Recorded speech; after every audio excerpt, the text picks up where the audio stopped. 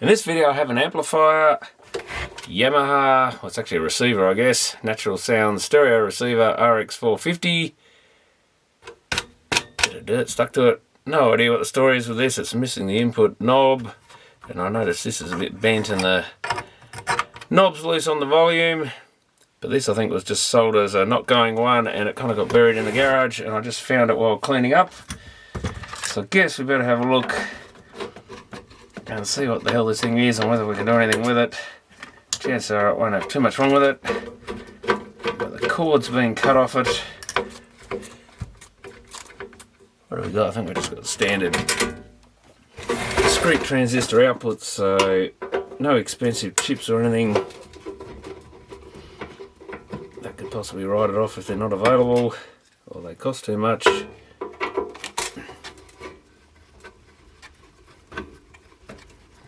I'm guessing another 90s sort of era unit. It's a bit dirty. That was my fault, or it probably came from the tip shop. 3 screws in the back.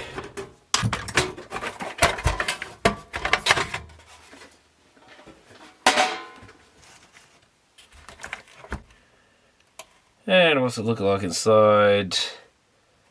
I think it's okay, maybe a little dark in a couple of places.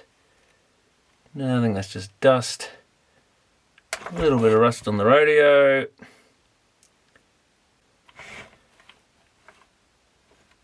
Other than that, doesn't look too bad. Motorized volume pot, no surprises there.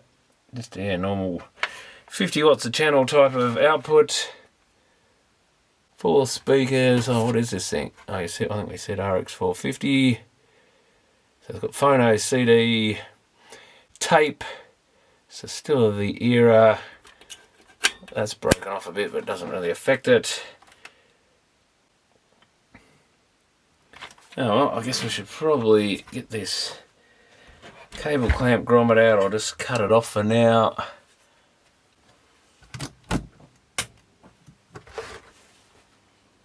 We've got a standby light, or power on light. Better be a bit careful with that.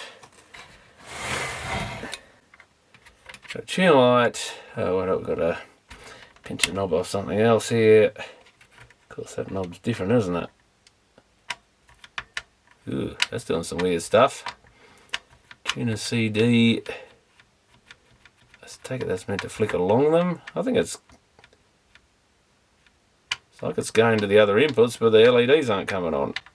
Tuner, video auxiliary, phono, CD, CD direct, tape monitor. That could be something that we. Yeah, it's like 2 lights don't light. Now maybe is that some automatic feature? Though the fact we have to flick the switch would suggest not. It's not skipping them. Of course, we've got no lamp in it. Though maybe we need to be on the tuner.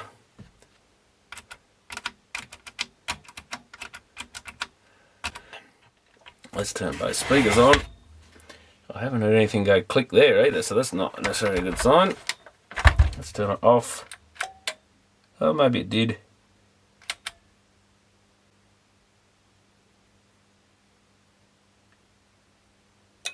Oh, there it goes. So that's clicking in, so that's enough to know we should be safe as far as working outputs go.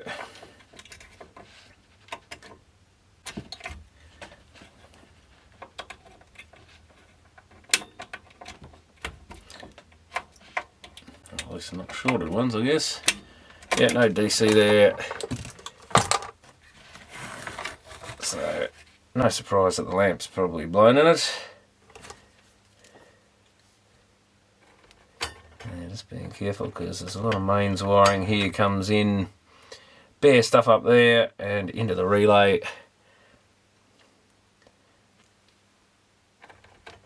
So there's a little connector there.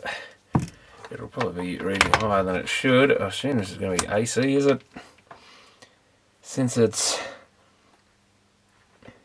And yeah, any big terminals like that, be wary. In this case, I think they are actually the mains terminals. But even the ones that come out on the secondary, because these can have quite high voltages and certainly plenty of current. So it looks like it's a 12 volt globe. I guess before we do any more, might as well hook it up and see if it does anything out of the speakers. Turn the volume down.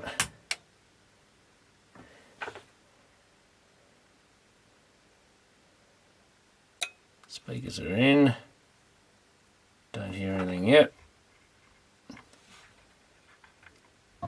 Oh. Tuner's dead. CD works. Let's try it on the video input.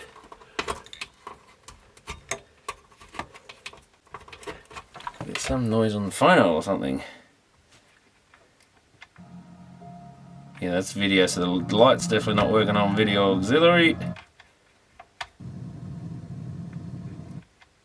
Oh, wait up. Tuner light's on, CD, oh that's video, let's jump to the video. What was I getting noise on? That sounds like the radio.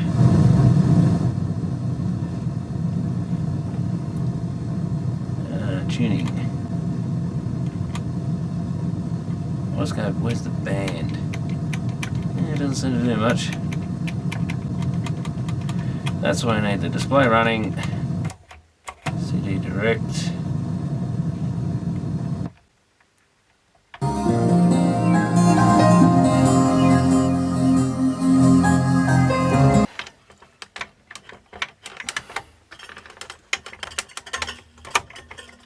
These are in the little orange bit, that's right, that tends to cook, I think. Oops, the lamps stayed in there, great. Wires broke off it. Yeah, melted again. I think this is like the other, was that a Yamaha radio? I think this isn't the same amp, is it? It's very similar, actually. It's not the black version, surely.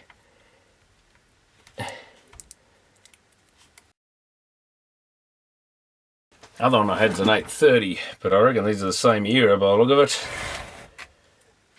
But the other ones had a few more AV features and stuff than this. Bit simpler on the back. This might be just a lower spec model or something. Probably the same amp section. I hope it doesn't run as hot as that other one, because that other one runs pretty hot. But yeah, our little lamp grommet is pretty well shot. So I'm going to find a 12 volt lamp. Okay, that's a WT4125 from Wagner. I'm using 4 or 5 mm, probably doesn't matter too much, but that fits in there, so we'll probably just temporarily hook this up for now at least.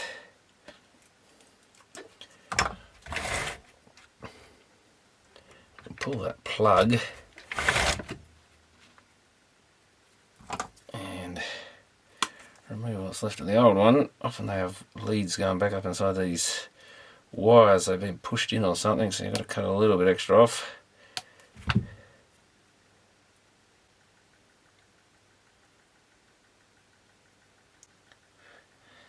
Wire really doesn't want to tin very well. Possibly the heat's got to it or something. Yeah, I'll cut a bit off it.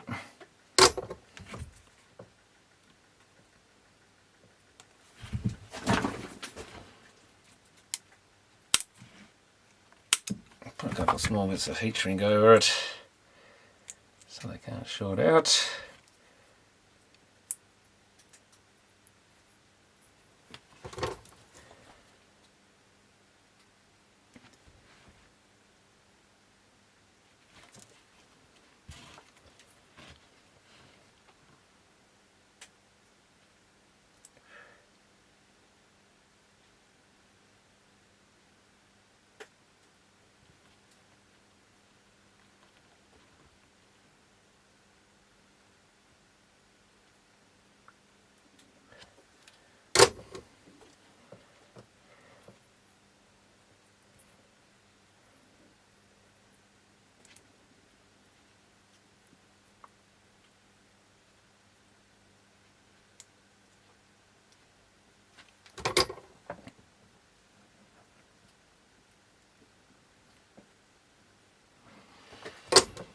Well, I should light that back up again, see if I've actually got a display.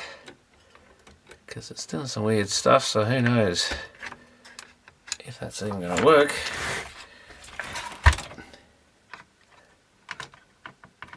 I think you should really fit this thing and then put the lamp in afterwards.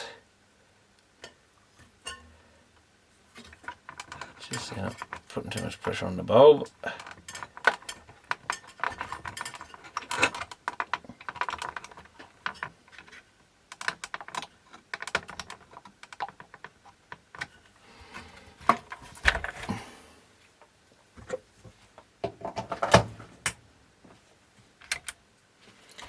There we go. I've got a red and orange display.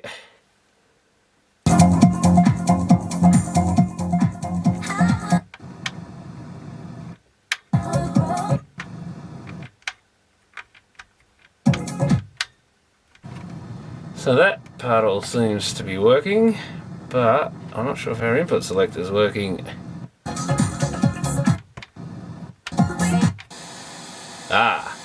Well, it's working now, so there's something dodgy with that switch. I think that might be the problem with this unit. Let's put the antenna on the back. These things generally don't pick up much without an antenna, because they don't have any sort of internal.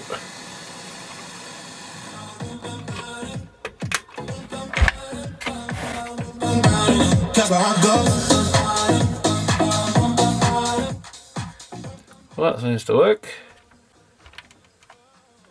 Memory, preset 1 maybe.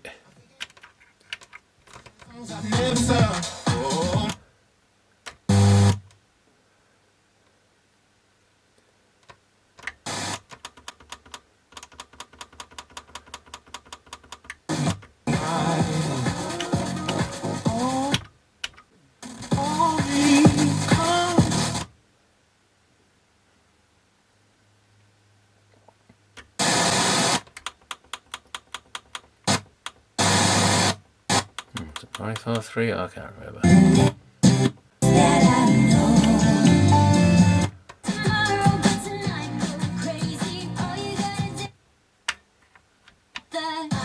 It's working now. Well, sort of. That was video auxiliary, no light. Tuner's now running. Something's making horrible noise. I think that's the phono input. That should be.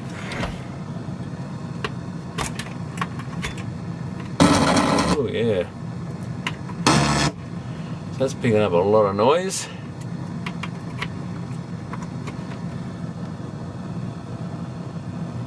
So that is switched down on the front panel here.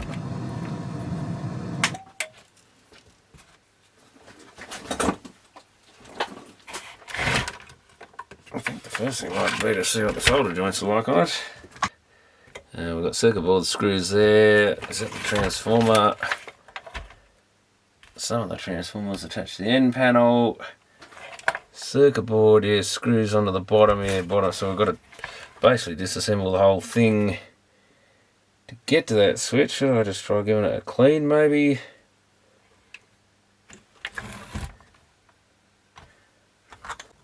It does look a bit tarnished and stuff.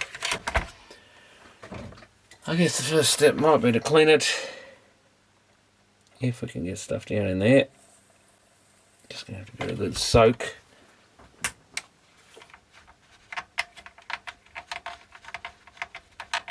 Well, still no LEDs.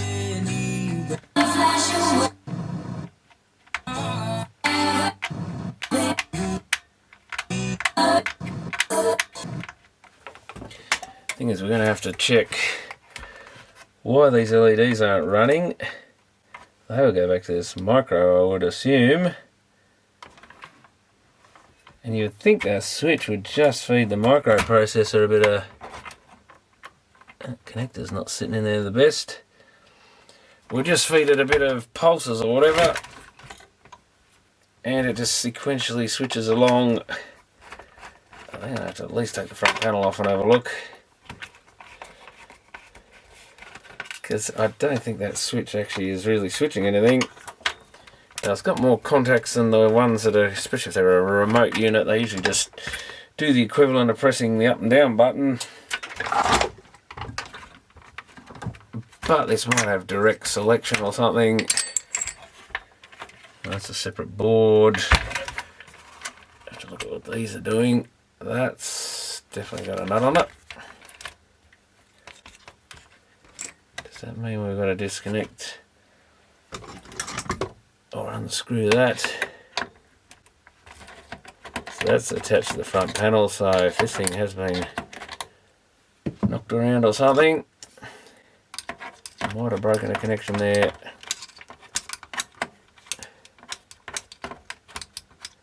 It's right down deep there. I'm just going to give it a flick with the screwdriver. Now I've loosened it.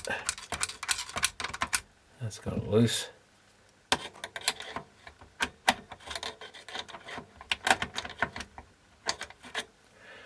Alright, let's turn it upside down. It should come out.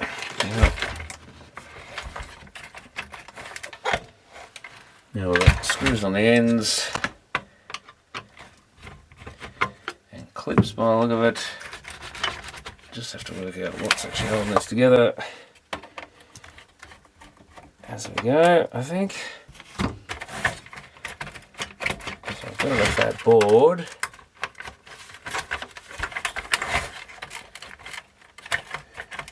The volume probably should be loosened off, I guess.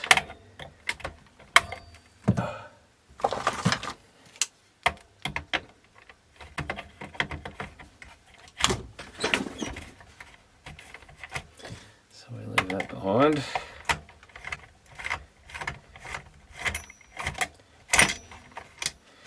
I assume that board's kind of going to float around anyway. Might have to undo this power switch as well, I think.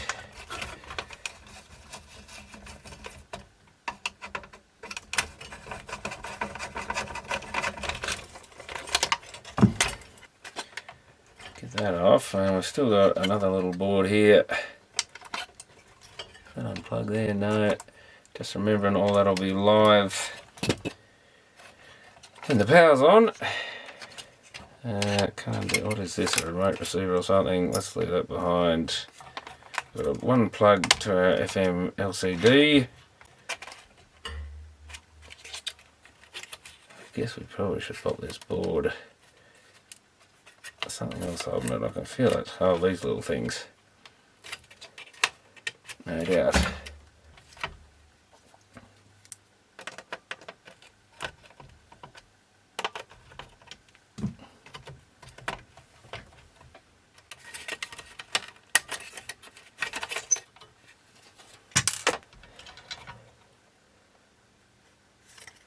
At least we can get an idea what this looks like now. I could have got it on the thing.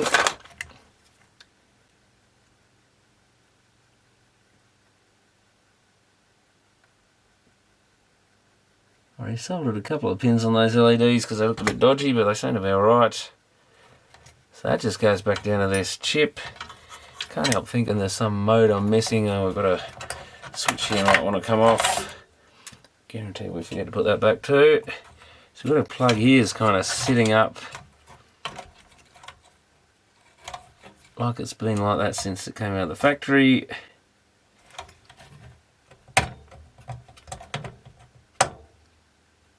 And we can remove this board easily now. I'll just check these LEDs, just sillier things happen, but I doubt they're faulty.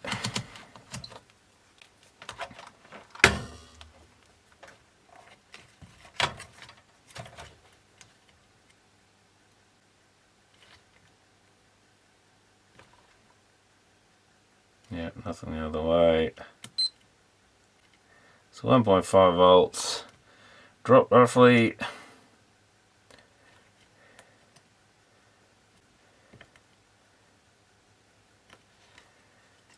And they just all come back, maybe via some resistors, to this connector,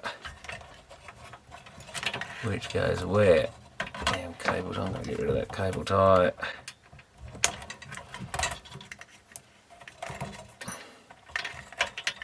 That's this connector, this little connector here. Oh, it's actually labelled. There you go. 5 volts. PHCD tuner auxiliary TA. So it's tape. We know the tape one works. CD tuner, yeah, auxiliary and phono don't seem to do anything. I assume the 5 volts is there because that must be the common to the rest. So it's like 2 outputs of this chip aren't working. Is that because that switch is faulty in some way? Is it because there's something blocking it out of going to one mode? Well, like I say, it does switch to them. It goes into some mode that's just the LEDs don't light. And yeah, even the phono's the thing making that horrible noise. So we know it's switching to the inputs, but it's not lighting the lights. Pretty rare any sort of logic like that would fail in these things. But a faulty connection or some part of that switch that isn't working that should be telling it to do it. That's certainly possible. Oh, we've got a clip here. And we've got all the sockets in the back, no doubt, have to come out.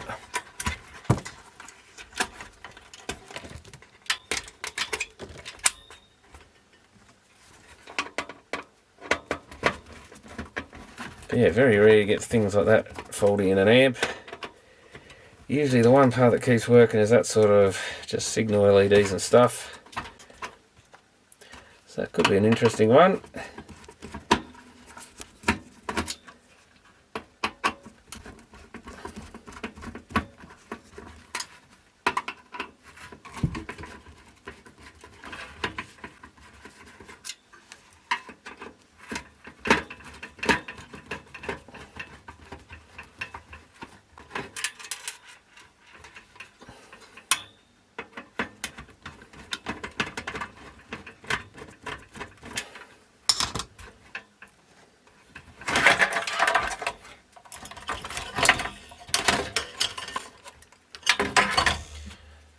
Let's just disconnect them so I can actually get some lead length.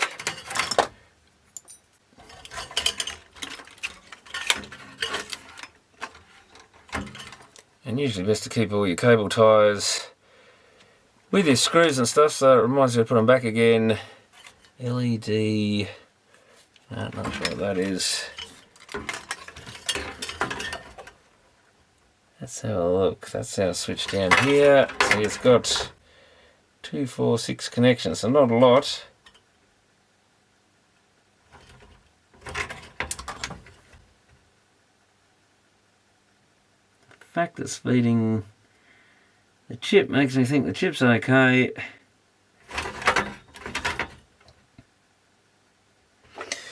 Yeah, maybe I've missed something on this board. Could we have a break?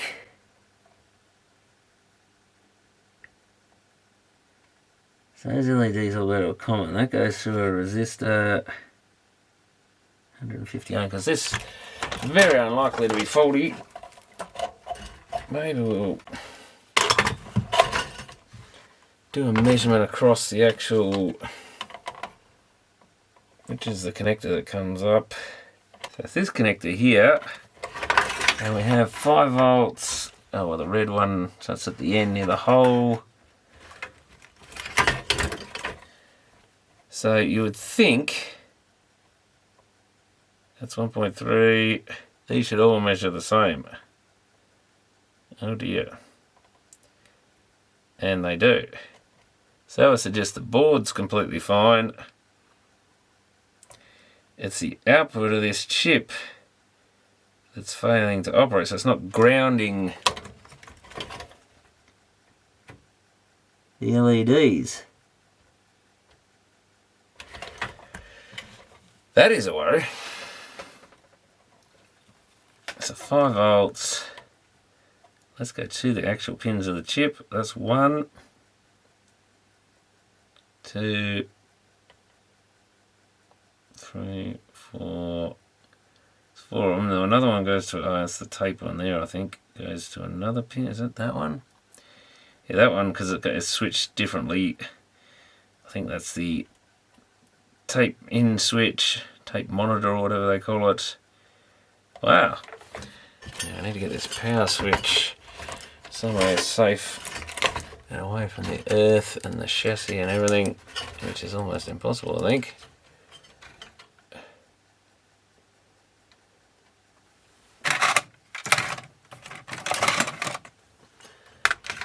just use a CD case or something, see if we can I get that to stay somewhere safe, because that's got 240 volts on it.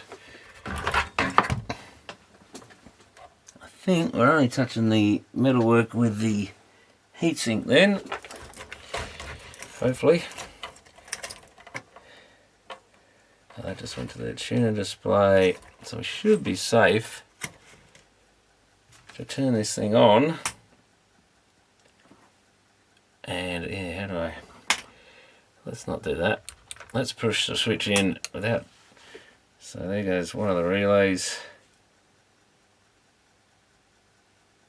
Speaker's on. Now I don't know which switch does what, do I?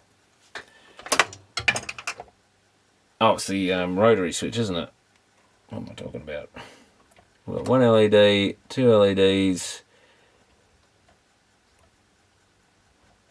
So we should be on that end one, I think.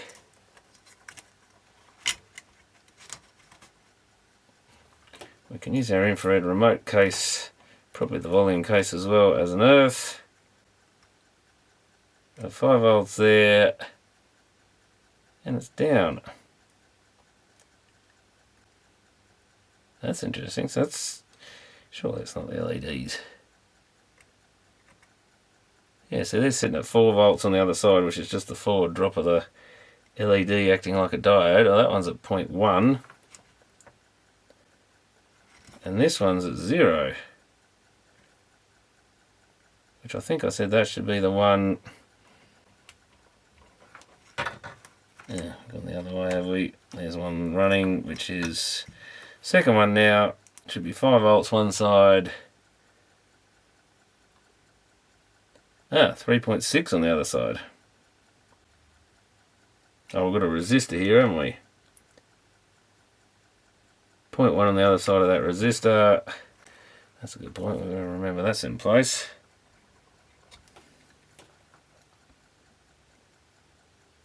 .5, 0.18 on the other one. Go to the next one. Well, that LED can't be any good, can it?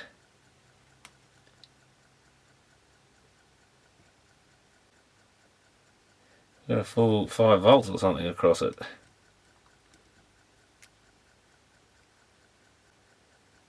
That's got to be the LED, surely. Yet why wasn't I measuring what it was measuring? I was only doing a... And this one, probably going to be the same. 5 volts one side, 0 on the other would suggest... Well, I'll be damned, it looks like we might have 40 LEDs, even though they measure okay. But certainly rare for a chip to fail. Also rare for LEDs to fail.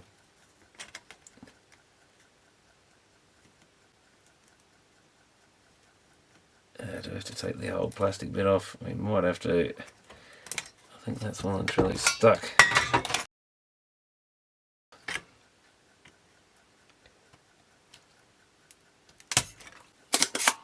Disconnect that one and that one. We've melted the plastic bits in, so I'm not sure if they're gonna... Oh, that is starting to come out of its plastic, maybe.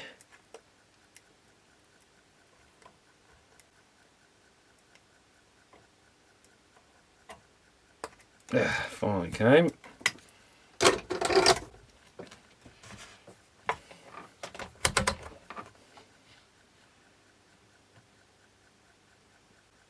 Well, now it's measuring open circuit. I think I got that the right way around. Yes, the cathode side should be. Let's try it the other way.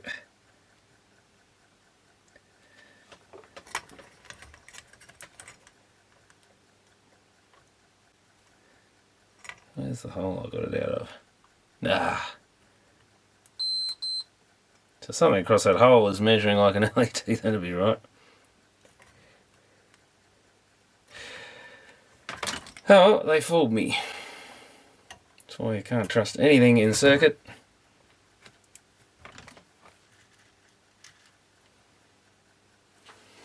Well, assuming these two are the same, probably really have to replace a lot of them to get ones that all match. put these in and just see if they actually work. Again, checking the polarity. I assume they all...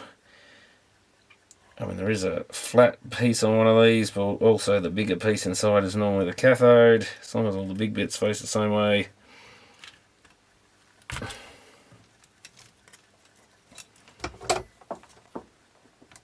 We should be the same. I think the 5V comes in on the same side on all of them. Should have really double checked before I pulled them out, but generally they only won't work if you get it wrong. Now you've got a yellow light there, and orange, orange, yellow, yellow. So it's two faulty LEDs. That happened to measure something, so I thought they were okay. Oh, I might have a check of JCar, see if I can get 4 orange at 3mm LEDs that'll do.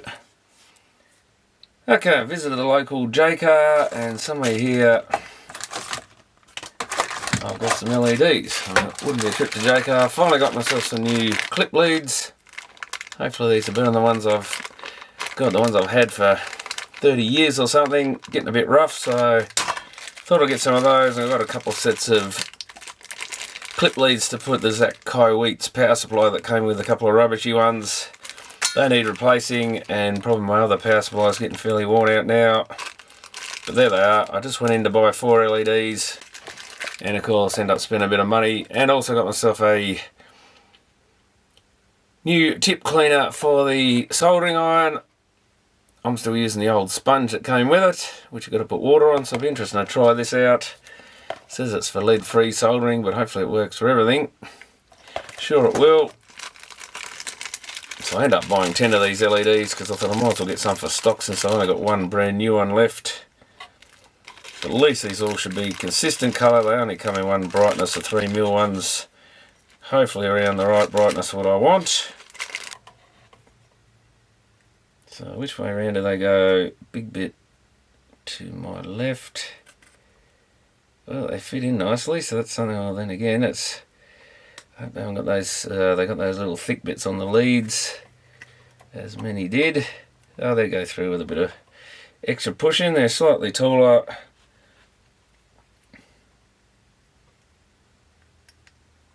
I guess I should just solder one in and make sure it's going to do the job, but I don't see why these won't be similar to the originals.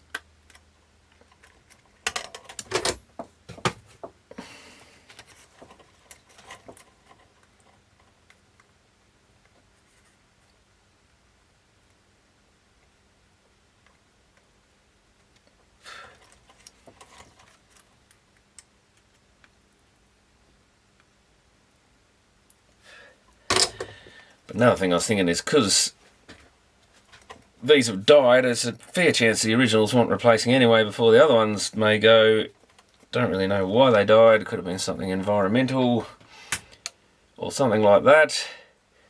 Well, there we have it. Now I've got to remember which buttons actually change the inputs. Oh, that's right, it's a switch. Keep thinking this is a button one. They are very similar. They would pass, I think, as direct replacements. But I'm going to replace those other two as well. Not just so we get them consistent, but because those others are obviously a bit dodgy or something. Unless it was some weird physical impact to them or something killed them, which I doubt. It'd be pretty unlikely. They don't look damaged at all, but I guess, and they're well inside the unit. It's not like they're poking out the front panel. Let's get those two dodgy ones and put them in the rubbish. Oh, that was the faulty ones.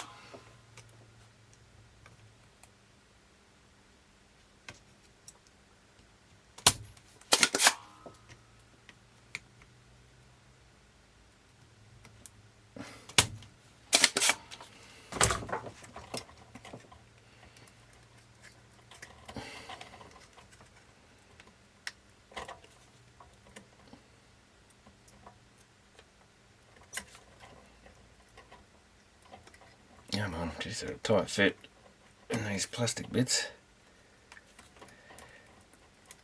That does not want to come out. Must be out of the... Maybe there's a bit of solder on it still.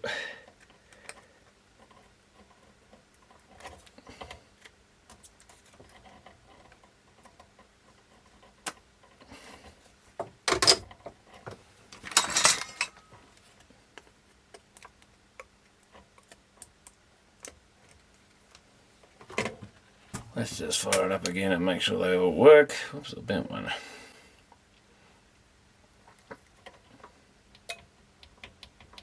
Yeah, now we have 4 LEDs running.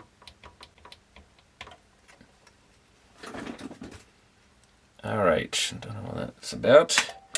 So let's just check. I think I did check this switch already. Looks absolutely fine. Yeah, a fair bit of flux still on the board, so it probably just hasn't been cleaned 100%. Makes it look a bit like some things have been resoldered, but no, the soldering's really good in this thing.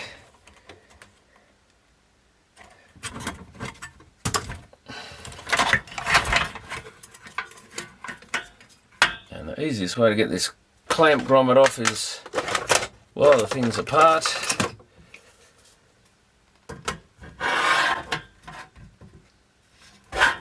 See if I can squeeze that out. It comes out a lot easier with the back panel out like that.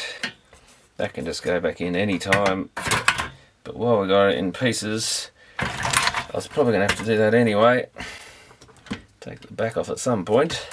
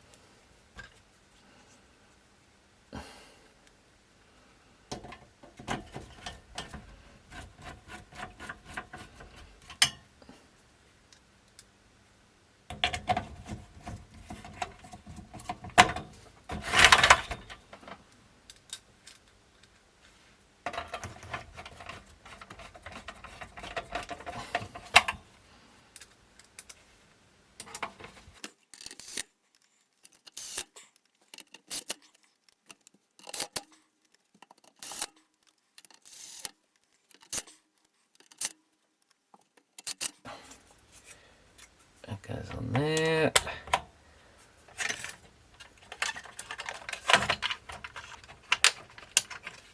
Sorry.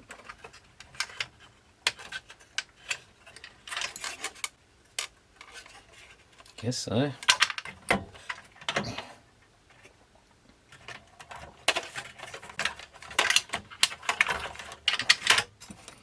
Now this had some big lump of shit.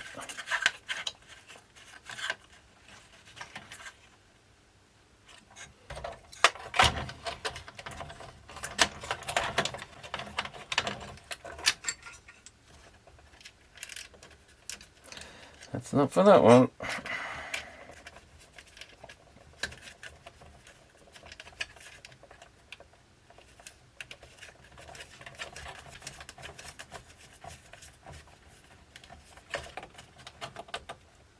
Like so. I must plug in here somewhere.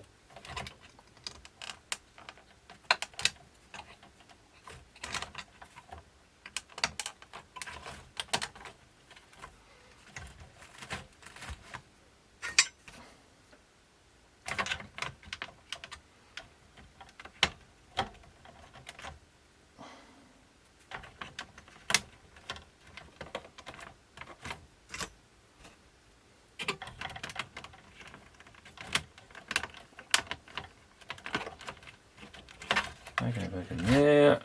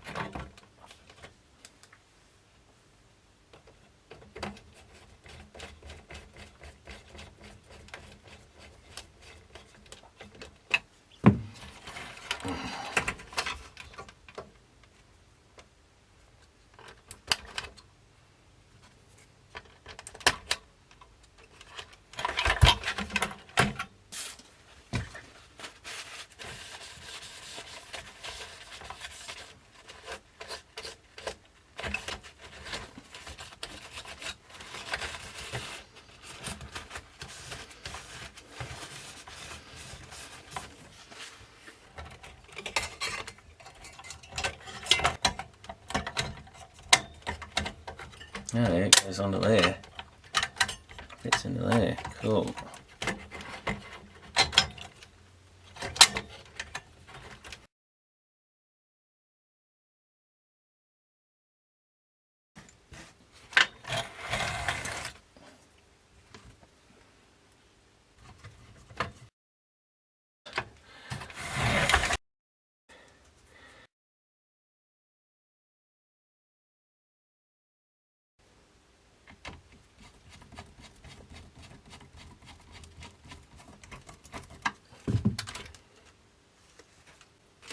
One nut on there.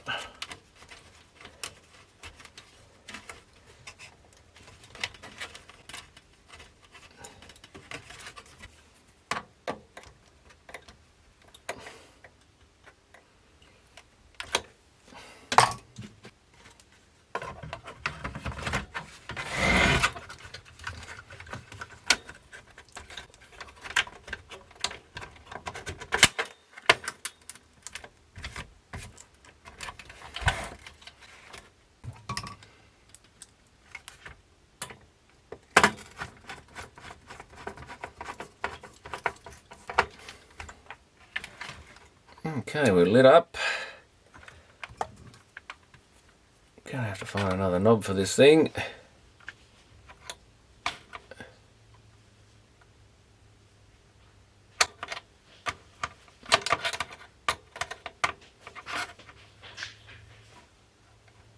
Yep, looks like the originals. Where was the tape monitor? Is the red one. Speakers on.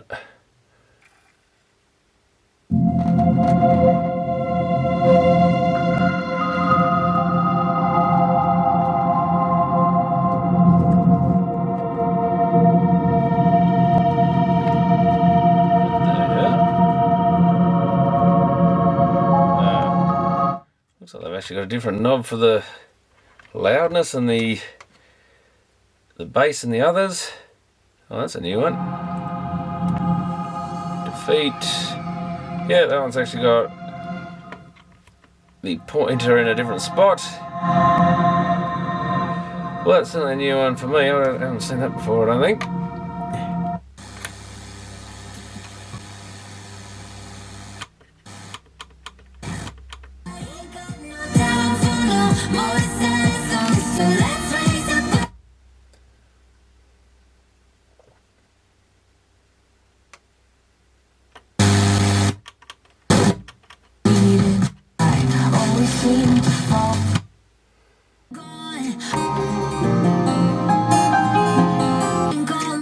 Can put the CD direct over the top. I've got to glue that loose knob on. Other than that, it seems to be working, and I need to find a knob to fit the input select. Oh, the other thing I forgot to check while I had it apart was the phono input was a bit noisy. Probably be alright with something plugged into it. Yeah, a lot of noise. Can we just short it out and shut it up?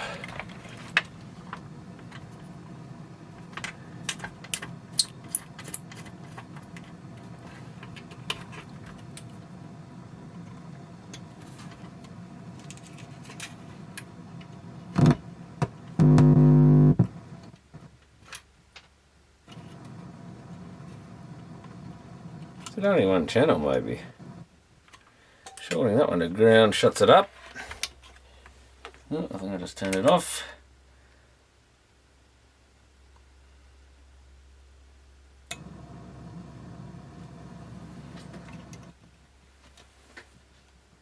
So interestingly, yeah, it's just one channel making that noise. So maybe that is an issue. Certainly a bit of an odd one. But certainly putting a signal on there should get rid of that, I would think, though you never know, it might be noisy even over the phono. Bit of a weird one, I don't think I've heard one do that before. And I was going to check that while I had it apart, but it's been a few days, so I completely forgot about it. Might be another thing to check on it. And yeah, we're starting to warm up even without much happening here.